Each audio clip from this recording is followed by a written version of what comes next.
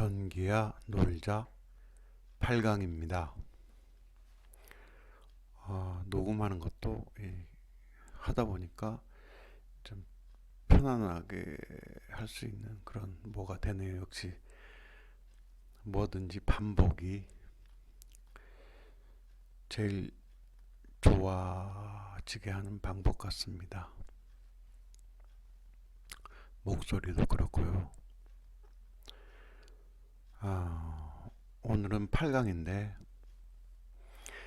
이제 뭐 전기 이론에 보면은 첫 부분이 정전기와 콘덴서죠. 콘덴서. 그럼 우리가 콘덴서에 대해서 이 콘덴서가 그렇게 이론으로 딱 크게 단락으로 나눠서 있는데 콘덴서가 뭐냐 이거죠. 콘덴서가 뭐냐. 콘덴서는 전기를 그러니까 그 전하락으로도 할 수가 있죠. 플러스 마이너스 그 전하라고 할 수 있는데 그거를 저장하는 거죠. 저장했어요. 그래서 우리가 이제 그 구하는 공식, 그 저장 용량 콘덴서에 대해서 저장 용량을 구하는 그 식도 여러 가지 배우잖아요. 그렇다면 일반 상식적으로 콘덴서가 뭐냐라는 개념 이해는 분명히 돼 있어야 돼요. 뭐냐면 콘덴서는 기본적으로 전기를 저장해 두는 저장해 두는 역할이 있죠. 예, 콘덴서가. 그러면 콘덴서에 보면은 뭐 250볼트라든지 아니면 뭐 450볼트라든지 뭐 400볼트라든지 이렇게 볼트 표시가 되어 있고 뒤에 AC나 DC라고 붙죠. 그러니까 VAC가 될 수도 있고 VDC도 될 수가 있어요. 그러면 뭐 AC나 DC의 표시는 그 교륜인가 직류인가를 표시한 거겠죠. 그래서 이제 콘덴서 용량을 읽는 법은 기본적으로 이제 이해하고 있어야 돼요. 그래서 200 뭐 예를 들어서 250 VDC 하면 이거 직렬 VDC 직류다 직류. 그러면 250 VAC면 교류를 이제 교류 전압을 허용 내압으로 갖고 있구나. 허용 압력으로 갖고 있구나. 이렇게 생각하면 되죠. 이건 250 VDC면 이건 직류 허용 전압을 갖고 있구나. 이렇게 이해하면 되겠죠. 표시되어 있잖아요. 네, 콘덴서에 보면. 그러면 우리가 이제 콘덴서가 왜 중요하냐? 콘덴서를 여러 방면으로 우리가 뭐 컴퓨터 부품이나 기판이나 뭐 에어컨에도 콘덴서가 사용하죠. 왜냐하면 그 기동 있잖아요. 왜냐하면 그 우리 가정집에서 사용하는 전기가 220볼트는 같은데 이제 3상을 쓰는 경우는 상관없지만은 우리가 대부분 단상 220볼트를 쓰기 때문에 전동기를 회전시키려면은 3상이 원래 뭐한데 이제 3상이 이제 그 위상 변화라고 이렇게 해서 이제 그 120도, 120도 이렇게 하면 360도처럼 뭐 이렇게 그 자체만으로도 잘 돌아가게 할 수가 있죠. 근데 220 단상은 그런 역할을 못 해주기 때문에 이제 전동기를 사용할 때 이제 여러 가지 이제 위상차를 변화시켜서 이제 그 전동기를 돌게 해주기 위해서 이제 사용하는 그 부품들이 있잖아요. 전기 소자들이 있을 건데 이제 정전기도 그 위상 변화를 해줄 수 있는 역할이 있어요. 그런 역할을 하는 콘덴서가 기동 콘덴서 캐패시터라고 하죠. 캐패시터 기동 콘덴서가 있는데 기동 콘덴서가 이제 사용되는 게 보면은 뭐 에어컨도 있을 수 있죠. 에어컨 선풍기, 뭐 보일러, 뭐 이런 거 보면 콘덴서가 이제 그 단상, 그러니까 220V 단상 전기를 쓰는데 전동기를 사용하는 것들은 이제 기동 콘덴서 개념으로 해갖고 이제 어, 기동 콘덴서가 그러한 역할을 해주죠. 이제 처음 스타트 할 때 우리가 토크라 그러잖아요. 토크가 뭐 힘이 좋냐 하면 처음 스타트, 뭐 자동차도 마찬가지예요. 이제 자동차 할 때 엔진을 켤 때 처음에 그 기동 할 때는 높은 그 뭐가 이제 필요하잖아요. 그 전압도 이제 그 높은 전압이 표시되기 때문에, 그래서 그 콘덴서 용량을 보면 예를 들어서 우리가 220V를 가정 전기로 쓴다 하지만 220V로 표시되지 않잖아요. 그보다 콘덴서들이 보면은 뭐예요? 그 사용하는 그 220V면 220V보다 더 높은 그 콘덴서가 달려 있잖아요. 예를 들어 뭐 220V 뭐 선풍기를 예를 들면 선풍기가 220V 콘덴서가 그 사용되진 않잖아요. 기동 그 콘덴서 보면 뭐 400V라든지 500V, 450V 뭐 이런 거 쓰잖아요. 왜냐하면 이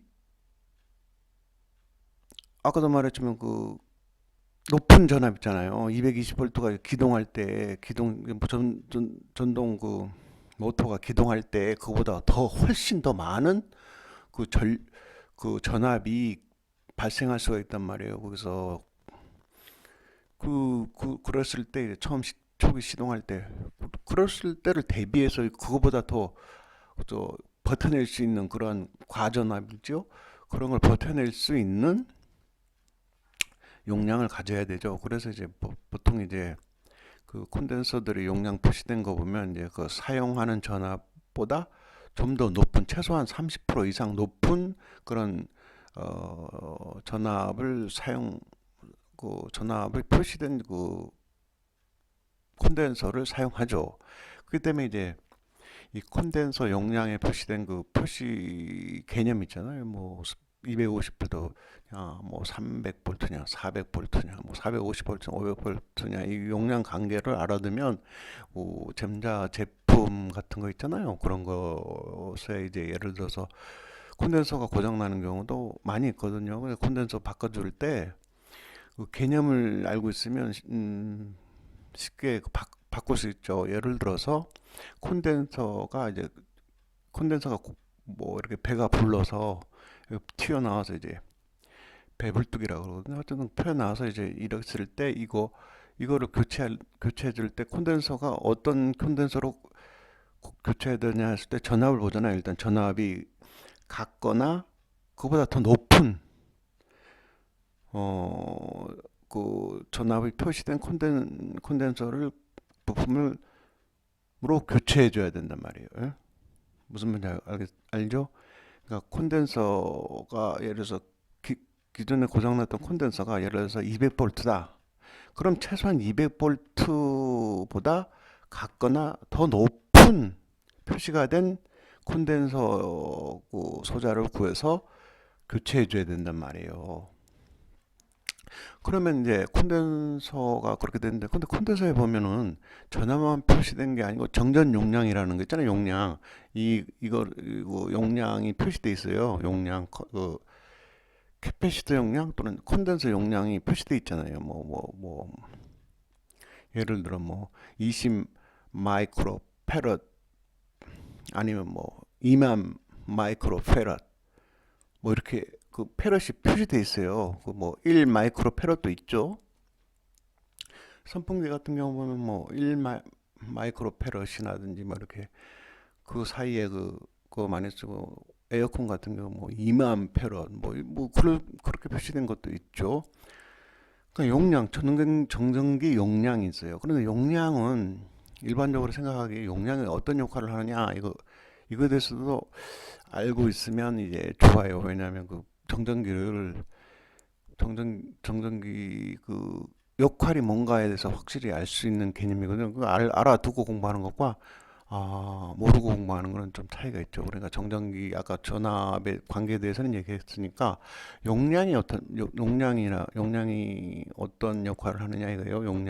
용량이 큰 거나 있고 적은 게 있잖아요. 그러면 어떤 전자제품이 고장이 났을 경우에 어떻게 용량은 전압은 그러니까 기존의 그 부품보다 같거나 높은 걸 사용하는데 그럼 용량은 어떠냐 이거예요. 그 용량은 이게 거기에 표시된 있잖아요. 뭐 그 표시된 용량과 똑같은 것을 사용하는 게 최고로 제일 좋아요. 근데 왜 그러냐 하면 예를 들어서 선풍기의 그 뭐 에어컨이나 이런 거에 그 기동 콘덴서라고 생각해 보면 기동이 뭐예요? 처음에 그 시동이라고 할 수 있죠. 시동할 때 그 높은 그 정해진 그 뭐가 있잖아요. 회사마다 그렇게 다 콘덴서로 그 어떤 뭐 정해진 용량의 콘덴서를 끼워 놓잖아요.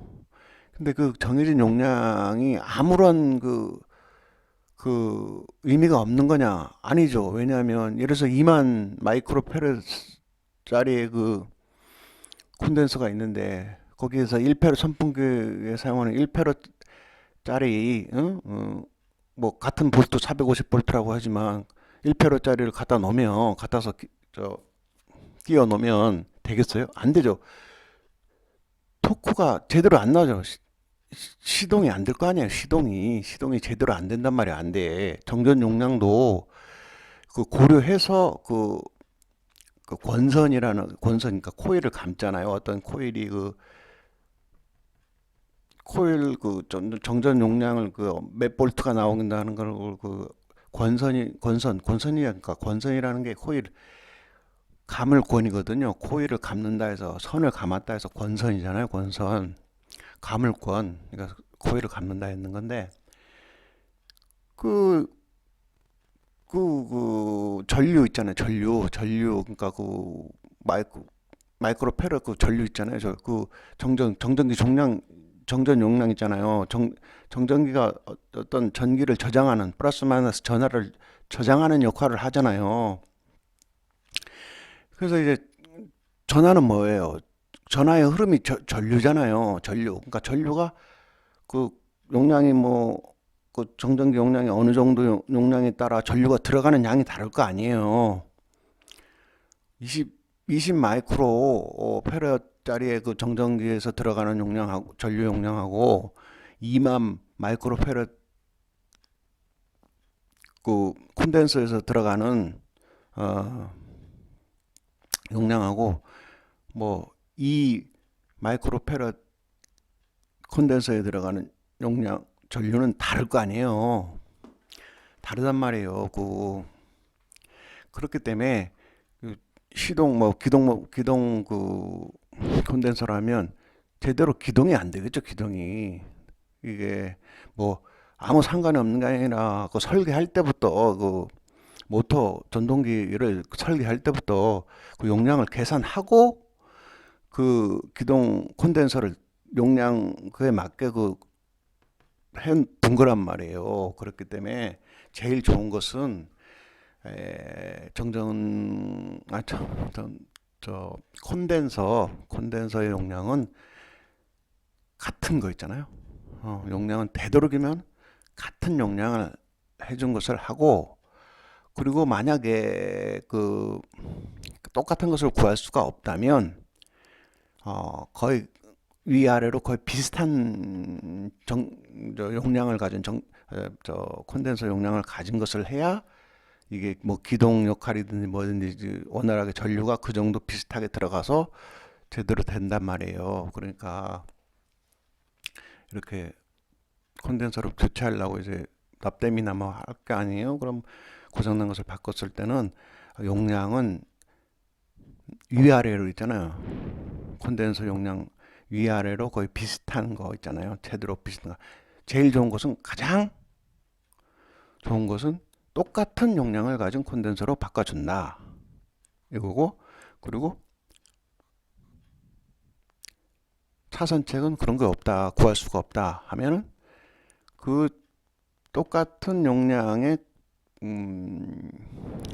그 콘덴서 용량보다 크거나 작은 게 차이가 좀 적은 거 있잖아. 낮아도 되지만 좀 차이가 적거나 높아도 되지만 좀 차이가 좀 적은 그런 것을 이제 그런 걸로 교체해야 되만이 그게 그 제 역할을 할 수 있단 말이에요. 그 부품에 맞는 역할을 할 수가 정전기의 부품에 맞는 역할을 할 수가 있어요. 그래서 이제 물론 이제 이론을 공부하니까 실전에도 뭐 정전기가 뭐 제대로 뭐 개념이 안 잡혀도 상관없지 않겠냐 하지만 그게 아니고 정전 콘덴서가 일장이잖아요. 뭐 이론의 일장, 전기 이론의 일장이잖아요. 정전기와 콘덴서 있잖아요. 콘덴서. 그 콘덴서 최소한 전기를 배웠다면 콘덴서 용량과 그 다음에 콘덴서의 허용 내압 있잖아요. 내압. 그 전압이 그 콘덴서를 이렇게 보면 이 콘덴서는 누가 뭐래도 콘덴서가 뭡니까? 뭐 하는 역할입니까? 콘덴서가 왜 달려 있어요? 이러면 콘덴서는 전하를 저장합니다. 전하는 뭡니까? 플러스 마이너스죠. 예. 플러스 마이너스를 그 전하를 저장하는 역할을 하는 게 콘덴서입니다. 그렇게 대답하면 되고요. 그럼 콘덴서에 표시된 그걸 한번 읽어 보세요. 어떤 거예요? 뭐 이거 여기서 나왔습니다. 뭐 ACDC가 표시되어 있네요. 뭐 이렇게 그걸 구분할 수 있어야 되고. 그래서 뭐 용량 보니까 이거 용량은 어떤 것은 페럿이 큰 놈이고 어떤 놈은 작은 놈이 있어요. 이거 뭐 상관이 없나요? 이거 아니죠. 상관이 없는 게 아니라 상관이 있어요. 그건 전류 있잖아요. 아까 그 말했잖아요. 플러스 마이너스 전하잖아요. 플러스 마이너스는 전하는 전류라는 것이 전하의 흐름이니까 전하의 용량 있잖아요. 그 차이가 전류의 흐름을 적게 하거나 많게 할 수가 있는 거예요. 전압하고 상관없죠. 용량은 전압이 아니라 전류하고 관련 있어요. 그러니까 아무 관련이 없는 게 아니고 그것도 이제 맞춰주면 좋다 이거예요. 그래서 이 개념을 잘 알고 있으면 뭐 예를 들어서 실생활에서 뭐 고장난 거 있잖아요. 고장난 그 부품들 있잖아요. 교체할 때 남보다 이제 좀 더 그 확실한 그 개념 정립이 돼 있으니까 뭐 누구한테 물어보지 않더라도 자기 스스로 예를 들어서 이쪽 고장난 부품이 있으면 거기 이렇게 콘덴서들은 종류들이 뭐 컴퓨터나 뭐 TV나 모니터나 뭐 기타 이런 데 보면 콘덴서들이 많아요. 그럼 그 콘덴서로 갖다다가 고장 떼서 있잖아요. 고장난 그 콘덴서를 빼고 교체해 줄 수 있잖아요. 꼭 굳이 사지 않더라도 주변에 고장난 그럼 예를 들어서 뭐 부품이 있다면 콘덴서를 가져다가 저쪽에 있는 콘덴서를 여기다가 바꿔서 납땜만 해주면 되는 거 아니에요. 뭐 납땜이 어려운 것도 아니니까 뭐 그렇게 간단하게 고칠 수가 있단 말이에요. 콘덴서 이렇게 배가 불러서 한 거는 굳이 뭐 이렇게 뭐 인터넷에서 뭐 주문하지 않더라도 주위에 그 분해보면 콘덴서가 안 들어가는 부품들이 거의 없어요. 다 콘덴서들이 들어있어요. 콘덴서가 없는 경우는 거의 없고 콘덴서가 다 있어요. 기판이라든지 뭐 메인보드라든지 뭐 기타 뭐 여러 가지 부품들에도 콘덴서는 다 들어있어요. 그러면 그런 곳에서 이제 가져다가 이제 고장난 거를 빼다가 이제 고장난 그 콘덴서를 고쳐주면 정상적으로 사용할 수 있죠. 예를 들어서 이제 에어컨뿐만 아니라 에어컨도 콘덴서가 자주 고장나요. 콘덴서가 에어컨은 이제 그 기판에 있는 콘덴서도 있죠. 에어컨 같은 경우도 기판이 있잖아요. 기판이 뭐 전자제품이니까 기판이 다 있죠. 그래서 기판에 있는 콘덴서도 있지만은 이제 아까 좀 기동 콘덴서 개념으로서 이제 에어컨에도 들어 있어요. 에어컨은 대신에 이제 콘덴서가 좀 기판에 그 달린 자그마한 것보다 자그마한 그런 뭐 손가락 크기만 한 게 아니라 그래 큰 놈 있잖아요. 큰 놈 손으로 이제 잡을 수 있는 이 손으로 이렇게 어 크게 한 손에 잡을 수 있는 큰 그런 콘덴서가 들어있다고 기동 콘덴서 있죠? 그런 게 들어있단 말이에요. 그거는 이제 근데 똑같은 거예요. 그 표시된 거나 이런 거 보면 그 표시된 대로 이제 바꿔주면 되는 거예요. 그래서 이제 그 중요한 것이 이 콘덴서 있잖아. 바꿔주는 거 있죠. 콘덴서 그 술이 있죠. 그거는 전자제품들이 뭐 컴퓨터 모니터 저 메인보드도 마찬가지예요.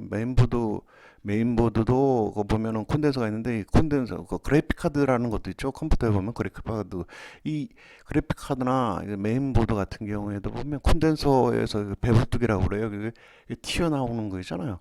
튀어나와서 안 돼 갖고 이제 전체가 이제 뭐 전원이 안 켜진다든지 뭐 이런 현상이 나오는 거, 뭐 그래픽 카드가 화면이 안 나온다든지 뭐 그런 거 있잖아. 그런 거 보면은 콘덴서에 불량인 경우가 많아요.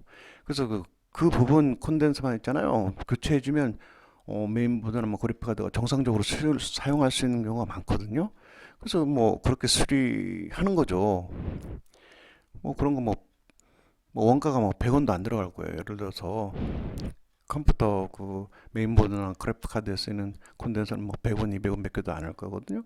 그래서 뭐 쉽게 그 고칠 수 있어요. 그 전기를 배우면 그런 개념을 이제 알면 아 컴퓨터나 뭐 그래픽 카드 수리도 집에서 있잖아요. 뭐 업자가 아니라 업자한테 그 맡기지 않더라도 스스로가 있잖아요. 쉽게 그 고칠 수 있어요. 그 뭐 이렇게 뭐 콘덴서 그 장착이나 그뭐 하는 게 그 어려운 게 아니고 납땜 인두기하고 콘덴서만 있으면 그 콘덴서 다리가 이거 두 개 이렇게 달려 있잖아요. 그 극성만 맞게 이렇게 원래대로 이렇게 그 메인보드 기판에 잘 꼽아주고 이렇게 납땜하면 뭐 어려울 게 없어요. 그래서 이렇게 뭐 메인보드 고장난 메인보드나 그래픽 카드는 고칠 수도 있죠. 그러니까 전기를 배우면 아주 그런 쪽에서 이제 아주 좋은 거죠. 왜냐하면 그 그것뿐만 아니라 전기를 이제 전문적으로 알게 되면 여러 가지 있잖아요. 그 수리할 수 있는 부분이 많다는 걸 알 수가 있어요. 그래서 이제 가정 내에 있던 여러 그 부품이나 뭐 컴퓨터는 뭐 기본이고요. 뭐 그다음에 뭐 모니터 예를 들어서 뭐 선풍기예요. 선풍기 같은 경우도 기동 콘덴서가 달려 있잖아요. 기동 콘덴서가 달려 있는데 거기에도 보면 이렇게 음, 선풍기가 이제 사용하다 보면 전원을 눌렀는데도 이 바람 이 날개가 안 돌아가는 경우도 있잖아요. 느리게 돌아가거나 처음에 눌러주면은 좀 천천히 느리게 움직이거나 아예 움직이지 않거나 뭐 몇 단을 놔도 선풍기 돌아가는 게 너무 약하게 돌아가거나 이런 경우 있잖아요. 뭐 이런 경우가 제대로 물론 이제 뭐 딱 그 경우만 있는 게 아니라 하지만은 이제 기동 콘덴서 있죠? 기동 콘덴서 아까 콘덴서 개념을 알았으니까 그거 보면 그 선풍기를 뒷면 그 코일 감아 좀 보면 뒤쪽을 이렇게 뚜껑이 달린 부분을 열어보면은 콘덴서가 달려 있어요. 뭐 사각형으로 달려 있는 경우도 있고 뭐 모양이 여러 가지 있을 수 있지만 그 그러니까 회전을 처음 해줄 때 그 역할을 하는 그 역할을 안정적으로 할 수 있게 이제 그 그런 콘덴서라는 게 달려 있어요. 그런 경우 같은 경우도 뭐 보통 한 뭐 1,000원 내외거든요. 1,000원 그 가격이 컴퓨터 그 그럼 100원 뭐 보다는 뭐 이런 거 100원 200원 하지만 뭐 컴퓨터 저 뭐냐 선풍기 같은 경우는 한 1,000원 내외에 구할 수 있고 뭐 에어컨 그에 달린 기동 콘덴서 같은 경우 뭐한 8, 9천 만 원이면 구할 수 있고 그렇죠. 기판에 있는 거는 싸요. 기판에 그 달려 있는 조그마한 것들은 싸지만 별도로 이렇게 선풍기나 그 에어컨 같은 거 별도로 이렇게 또 기동 콘덴서가 달려 있는 그런 것들은 조금 1,000원에서 2,000원 뭐 하고 뭐 비싸봐야 만 원 안팎 만 원 내외거든요. 그래서 이제 그런 고장 나는 경우는 바꿔만 주면 되는 건데 이제 그런 거를 이제 공식 서비스 센터나 이런 데 가면은 그걸 안 해줘요. 콘덴서나 소리나 이런 걸 안 해주거든요. 그 전체 메인보드를 뭐 바꿔라 아니면 뭐 모니터 자체를 새로 사라 뭐 이렇게 하지 그거를 납땜하거나 뭐 새로 이렇게 바꿔주질 않아요. 몇백 원이면 할 수 있는 건데 그걸 안 해요. 그냥 새로 뭐 그 서비스 방식이 그래요. 서비스 방식이 어떤 그 기판에 뭔가 고장이 났잖아요. 그 기판 자체를 교체하는 방식이지 그 고장난 부품만 교체하는 방식이 없어요. 그러니까 뭐 그러니까 메이커를 사용하는 거일수록 그 방식이 그래요. 뭐 고장났다 어떤 뭐 고장났다면 그 부분 있잖아요. 그 부분을 뭐 납땜해서 수리해 주는 건 없어요. 그거는 사설 있잖아요. 사설에서 고치는 데서만 해주는 거지. 일반 그 서비스 센터는 그 자체를 바꿔라 이거지. 그러니까 메인보드 고장났으면 메인보드 전체를 바꿔라 이거지. 그리고 뭐 예를 들어서 뭐 모니터에 무슨 파워보드나 기타 AD 보드 뭐 여러 가지 보드가 있으면 거기에 무슨 컨덴서가 조금 고장났다. 그럼 그것만 바꿔주면 정상적으로 화면도 나오고 잘 됐거든요. 그 보드 자체를 바꿔 버리려고 그러니까 비용이 많이 들어가죠. 몇백 원이면 고칠 수 있는 건데 몇만 원 뭐 하고.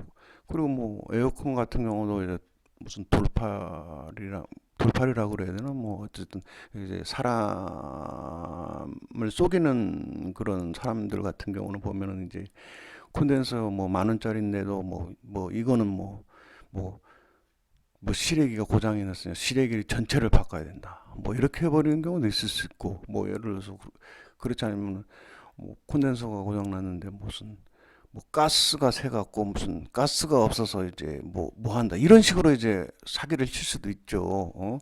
고장난 건 가스는 정상적으로 잘 들어있는데도 콘덴서가 고장난 건데도 사람이 자기가 이제 소비자가 이제 고장났다고 불렀는데도 자기가 이제 거기 갔으니까 뭐 출장비라도 가야겠다는 생각인지 아니면은 뭐 출장비가 만 원이면 이렇게 하지만 뭐 그렇 만 원만 받아가면 될 것 같은데도 그러지 않고 그냥 소비자를 속여서 예를 들어서 이건 뭐 가스가 뭐 새갖고 뭐 없는 거다 뭐 이런 식으로 사기 칠 수도 있잖아요. 그래서 이제 가스야 뭐 2, 3일 거기서 뭐 담고 가버린 다음에는 이제 모른 척 해버리는 그런 사람도 있을 수 있어요.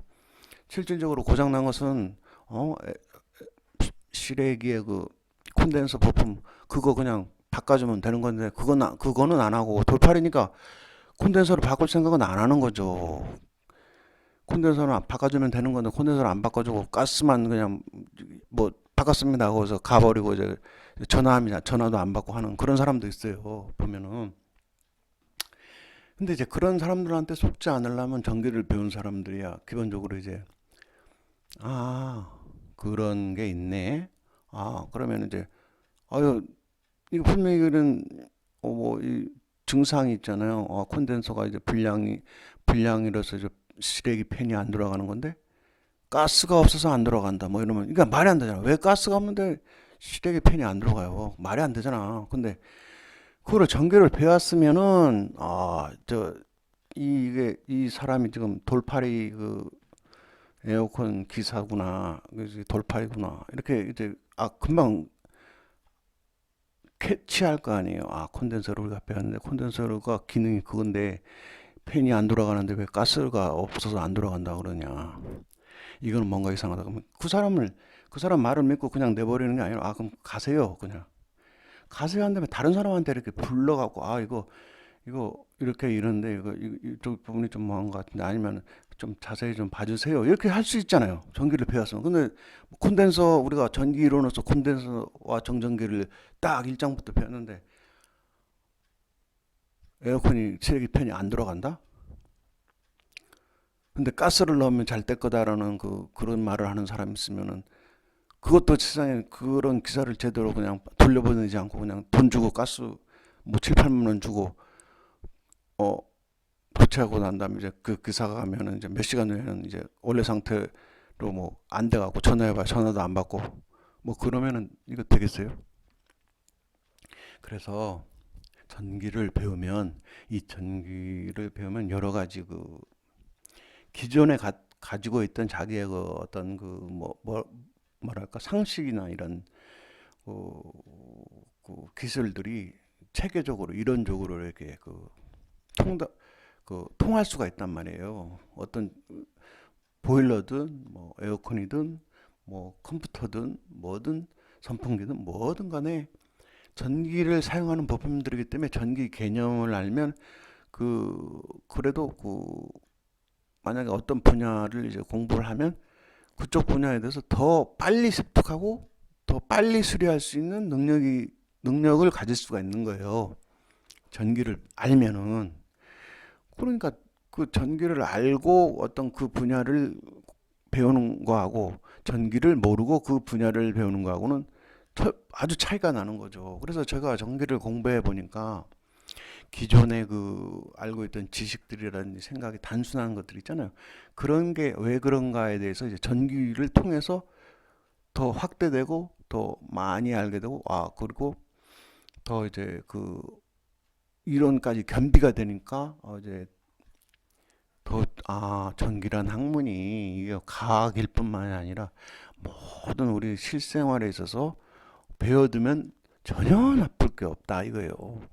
특히 남자라면 전기를 알면 어떤 분야든지 이제 쉽게 배울 수가 있어요. 전기를 알면 이게 헛소리가 아니고 이건 실생활에 우리가 전기 안 들어가는 제품이 없잖아요. 전기를 안 사용하는 제품이 없고 우리가 모든 제품들이 다 전기와 관련돼 있지 전기와 관련 안 된 게 어디 있어요. 우리가 편리하게 사용하는 것 중에 하물 우리가 스마트폰 자체도 전기를 사용하잖아요. 그리고 배터리 개념 다 전기를 알아두면 다 그 전기하고 관련돼 있죠. 전기하고. 그러니까 뭔가 고장났다. 무슨 가전제품이 고장났다. 그럼 전기를 배웠다면 원인이 자기가 그 분야를 전공하거나 배우지 않아 기술을 전수받지 않았더라도 전기를 배우면 그래도 이런 게 고장 났으면 논리적으로 봤을 때 거기가 고장이 아니고 여기가 고장일 것 같다. 이런 개념이 있는 거예요. 개념이 생길 수가 있는 거예요. 그래서 돌팔이들한테 이제 그 덤탱이 있죠, 눈탱이 또는 뭐 이런 걸 있잖아요. 그런 걸 안 당할 수 있는 그저 남자가 그런 걸 알아두면 덤탱이 같은 걸 안 쓸 수가 있어요. 그러니까 전기는 그리고 남자가 기본적으로 전기를 안 배웠다 하더라도 형광등이나 기타 이런 걸 남자가 스스로 할 수 있잖아요. 여자들이야 이렇게 못한다 하죠. 요즘은 여자들도 오히려 전기하는 분들도 있더라고요. 전기에 대해서 배우고 이제 하시는 분들도 있고 하니. 그렇지만 남자는 좀 전기는 이제 알면 집에 콘센트나 기타 전등이나 뭐 고장나는 부분들 있잖아요. 그런 걸 이제 남자가 그런 것도 못하면 되겠어요. 이제 아 못했다고 해서 비하하는 건 아닌데 기본적으로 그 정도는 남자라면 아유 전등도 하나도 못 깔아준다면 이게 좀 그렇지 않나요? 그렇지만 이제 못할 수도 있죠. 관심이 없으면 그렇지만 이제 전기는 모든 실생활에서 기본적으로 사용되기 때문에 전기를 배워서 나쁠 게 하나도 없고 전기를 할 수 있으면 배워둔다면 어떤 분야를 하든지 그 분야의 기술이나 어떤 뭐를 더 빨리 배우고 더 빨리 습득할 수 있다 이거예요. 제가 경험해 보니까 전기 공부를 해보니까 그런 생각이 듭니다. 그렇기 때문에 이제 전기 기능사 같은 경우 물론 자격증 따는 것도 중요하겠지만 전기를 이제 실생활에서 우리가 사용할 수 있고 활용할 수 있는 부분이 무궁무진하다 이거예요. 이거를 직업으로 이제 하지 않더라도 그걸로 이제 자기 직업을 하지 않더라도 전기는 남자가 알아두고 배워야 되면 좋다 이거예요. 남자라면 배워야 되고 좋다 이거예요. 솔직히 집에 콘센트 있잖아요. 콘센트가 한 20년 돼도 시커멓게 하고 색깔이 누렇게 돼도 아유 그거를 이거 어떻게 이게 위험해서 이거 어떻게 해요? 아니 그 전기를 배웠으면 뭐 콘센트는 뭐 벽에 달린 콘센트야 자기가 쉽게 뭐 풀어서 있잖아요. 뭐 전기선 가살하라는 것도 아니고 그 겉에 있는 것도 교체를 못 해요. 전기의 개념만 알면은 이건 안전하게 할 수 있어요. 전기 개념을 모르고 뭐 막 이선저선 막 만들어버리고 그러라는 건 아니에요. 그게 아니고 전기의 개념만 알면 전기선을 다룰 수가 있으니까 그런 거는 일도 아니란 말이에요. 콘센트 뭐 바꾸는 거는 일도 아니란 말이에요. 그리고 또 위험하지 않고 안전하게 누구나 할 수 있단 말이에요.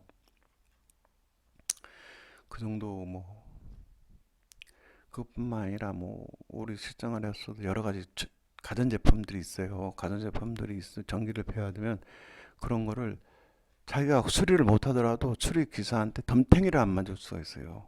이론을 알고 있으면 아까 에어컨 예를 들었지만은 아니 무슨 콘덴서가 출력이 안 들어가서 콘덴서가 고장 난 건데 가스를 주입해 왜 가스를 주입하냐 말이야 가스를 실외기가 안 돌아가는데 가스를 주입하고 가면은 그게 제대로 된 서비스예요. 안 그러니까 그렇게 당한 사람을 그러면 비난받아야 될 거야. 그렇게 하고 간 사람을 비난해야 될 거야.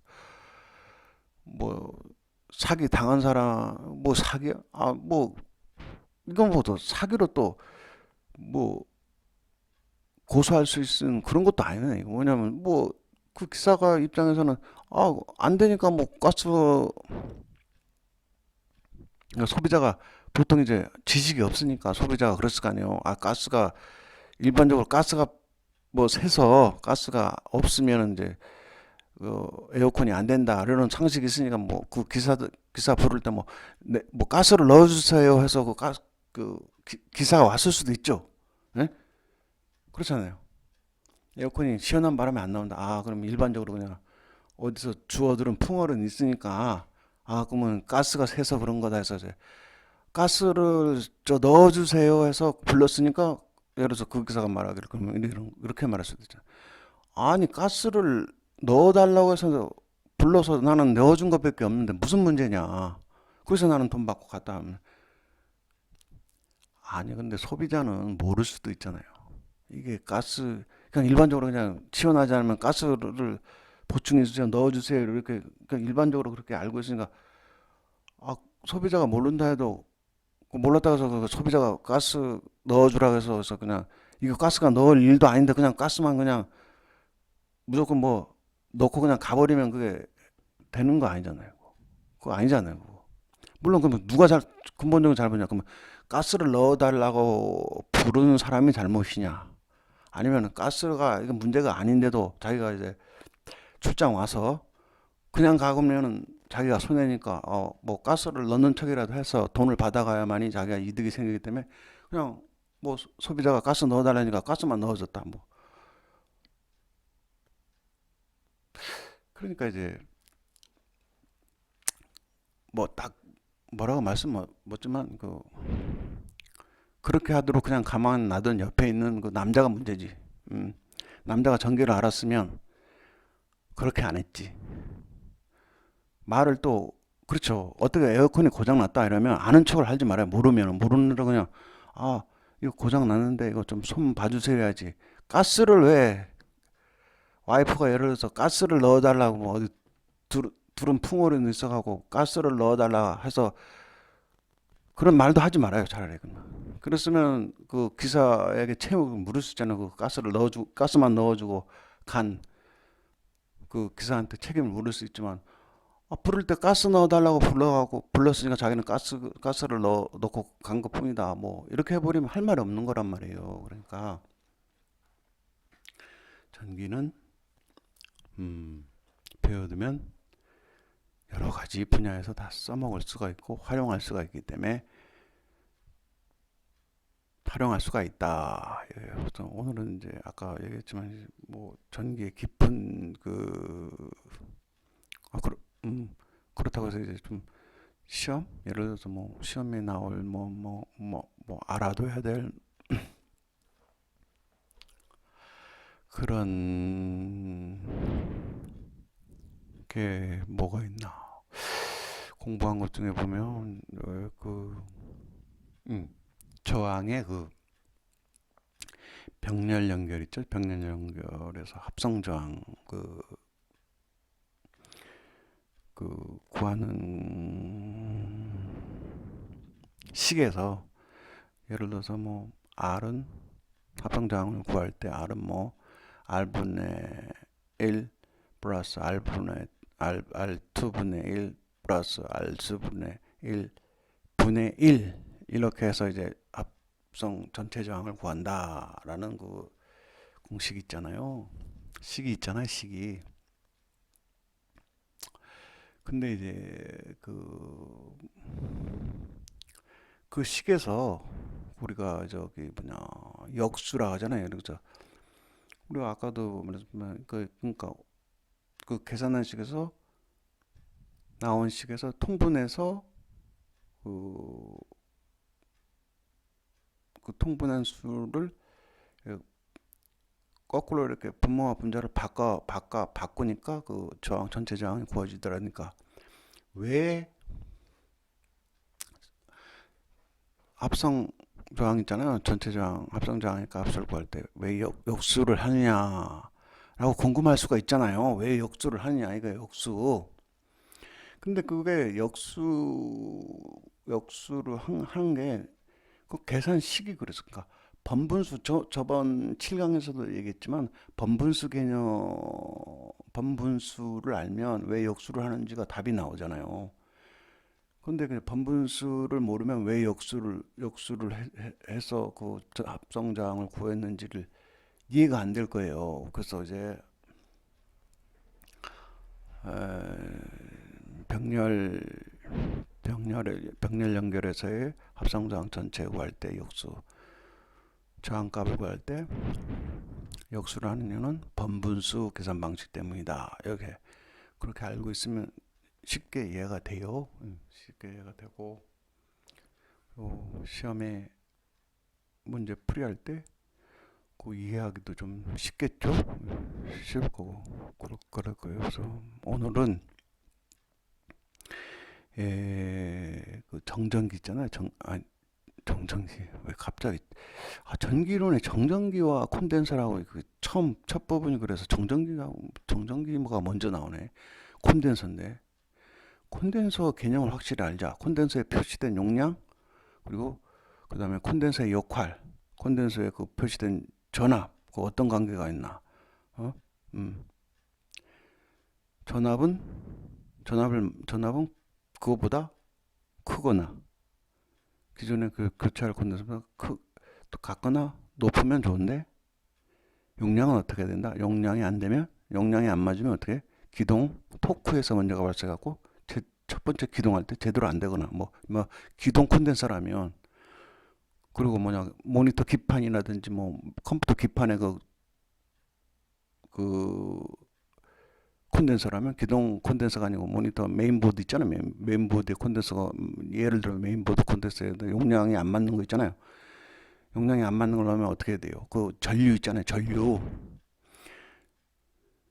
용량이 적게 들어가면은 그 정상적으로 설계됐는데 요만큼의 전류가 들어가도록 정전 용량으로 만들어서 거기다가 딱 콘덴서로 꼽아진 기판에 용량을 뭐 엄청나게 큰 놈을 갖다 놔버리거나 엄청나게 작은 놈을 갖다 놓으면 차이가 나는 것을 고장나도 교체해서는 제대로 그 역할을 못한단 말이에요. 전류 보내주는 역할을 제대로 못한단 말이에요. 전류 용량이 차이 나니까 안 되겠죠. 안 돼. 그래서 이제 그런 경우도 봤어요. 뭐냐면 콘덴서는 전압만 상관이 있지 콘덴서의 용량은 아무 상관없다. 그냥 아무거나 갖다가 써도 상관없다. 이거 돌팔이죠, 돌팔이. 콘덴서의 용량이 아무나 갖다 쓰면 안 되는 거 아니에요. 무슨 전압만 맞췄다고 콘덴서의 용량 아무나. 콘덴서의 용량을 계산해서 그 메인보드 기판에 달아놓은 거예요. 아무 용량이나 갖다 주면 뭐라 그랬어요? 콘덴서가 전하를 저장하잖아. 플러스 마이너스 전하. 전하는 뭐예요? 전하가 흐르는 게 전류잖아요. 전하가 흐르는 양이 달라질 건데 왜 아무런 상관이 없단 말이에요. 상관이 있지. 아, 돌팔이나 그러게 아무 상관이 없다고. 그래서 아까 뭐 처음에 얘기했지만 손에서 딱 보면 이제 용량도 최고가 좋은 게 가장 똑같은 놈을 가서 이 용량으로 바꿔주는 게 좋고, 그렇지 않다면 근접한 거 있죠. 근접한 거. 가장 근접한 거. 낮아도 되지만 높아도 되지만 가장 근접한 용량 표시된 거를 사용하란 말이죠. 똑같은 걸 구할 수가 없다며. 그것만 알아둬도 이제 웬만한 그 콘덴서 부품들 있잖아. 고장났을 때라고 딱 보면 콘덴서가 고장났어? 콘덴서가? 그러면 이제 집에 그 마트 가면 8,000원이나 뭐 8,000원, 7,000원이면 인두기를 사요. 그리고 뭐 콘덴서 뭐 어디서 무슨 주문할 필요도 없어요. 콘덴서들 어디 뭐 예를 들어 뭐 다리미를 뜯어봐도 콘덴서가 달려 있을 거고, 뭐 모니터 고장난 거 뜯어봐도 콘덴서가 있을 것이고, 뭐 전자제품이라고 뭐 선풍기를 뜯어봐도 콘덴서가 있을 것이고, 컴퓨터 뭐 파워를 뜯어봐도 콘덴서가 있을 것이고, 뭐 콘덴서가 어디 굴러다니는 거 집안에 보면 고장난 거 보면 콘덴서가 다 있어요. 거기서 이제 딱 용량 보면 용량이 이렇게 보면 용량이 있구나. 용량과 전압을 딱 보고 아이 크기는 상관없어요. 모양이나 뭐 이런 건 상관없어요. 용량하고 에? 전압만 아까 앞에서 얘기한 대로 맞으면 그거 가져다가 쓸 수가 있는 거예요. 그 모양이 어떻게 생겼든 무슨 뭐 크기가 좀 다르더라도 그건 상관없는 거예요. 용량하고 그 표시된 거 있잖아요. 그거를만 잘 맞으면 가져다가 쓸 수가 있어요. 그렇게 이제 할 수 있다면 이제 그렇죠. 그럼 뭐 어떤 점이 장점이에요? 장점이 뭐냐면 첫째, 전기를 배므로 인해서 눈탱이를 안 맞을 수가 있다. 그 고장 났을 때 이론적으로 아닌 것에 거기라 하면 이론적으로 거기는 아닌 것 같. 이론적으로 봤을 땐 거기는 아니야. 거기는 고장난 부분이 아니라는 것을 캐치할 수가 있다. 그래서 돈을 절약할 수가 있다. 그리고 전기를 배우면 무슨 물건이 고장 났을 때 스스로 분해해서 고쳐볼 수도 있다. 뭐 이미 고장난 거기 때문에 고치도 안 되면 버려버리면 되는 거죠. 그리고 집안에 뭐 전등이나 뭐 콘센트나 뭐 제가 공부를 하면서 배웠는데 그 뚜껑이 이제 분전함이라고 그러다. 분전함 뚜껑이, 난 뚜껑이 했는데 이게 뭐냐 했는데 배전함이 있고 분전함이 있던데, 개념이 이제 분전함에 해당하더라고. 분점 뭐 중국집 반점도 아니고 분점, 무슨 어디 분점이더라고요. 그리고 이제 또 생각나는 게 이 전기용어 보면 전기용어가 이게 뭐 일본 있잖아. 일본 우리가 뭐 그 길을 하자, 뭐 일본을 이겨야 된다 하면서 전기용어들은 보니까 다 그냥 한글로 만들어진 걸로 이제 개조해서 쓴 게 아니라 다 어디서 일본에서 쓰는 걸로 다 가져온 것 같아. 내가 보니까 공부하면서 느끼는 게 이 용어들 자체도 다 일본 거 같고, 뭐 한국 용어가 아니라 대부분 다 보면 뭐 어디 일본 거를 다 갖다다가 그 교재를 갖다다가 베껴서 썼는지 다 일본 거를 다 가져다가 쓴 것 같다라는 그런 생각이 들더라고. 뭐 예를 들어서 뭐 권선이 뭐요? 예를 들어서 권선, 아까도 말했지만 권선. 아니 그냥 선을 감는다는 어 그런 건데 권선하니까 무슨 선 종류인가 잖아. 뭐 가물권이잖아요. 선을 감는다는 건데 그냥 권선이라고 그러고.